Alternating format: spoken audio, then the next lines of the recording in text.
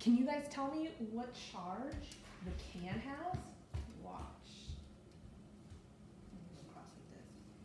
So remember, the balloon collected electrons from my hair. So what kind of charge does the balloon have? And then can you figure out what kind of charge the can has? Remembering that rule of electricity, that opposites attract and likes repel. So today's lab, you're going to do an experiment where you are testing out that law of electricity. And you're going to be using tape, and you're going to be statically charging your tape. So the first couple of instructions tell you to make layers of tape on your table. And it really just means just making a layer of tape. So you put down one to be your base tape, and then you put down the second tape on top of that base tape. And then you pull that tape off, and it asks you to put it on the side of the table, just like that. You're hanging it like that. When it asks you to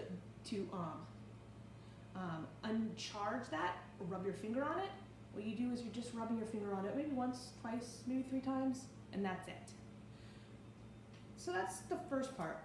When you get to step 10, the instructions here sound a little tricky, but they're really not. So you still add one tape for the base, then you take another tape, and this now you put down that's right on top of the base tape. You label that one tape B, and then you take a third piece of tape. Make sure you make a handle. I did it for those other two. Put your third piece of tape right here on top. And then you take both the tape B and the tape A at the same time off of your base tape. So you have 2 things of tape here, and then you set them down here on the side. And then you have to discharge them. They're sticking there, and then you discharge them, and then you start pulling them apart like this. And that's what the instructions on for step 10 mean. All right, so this experiment is more like an exploration on how it's a puzzle, trying to figure out what are the charges of these tapes.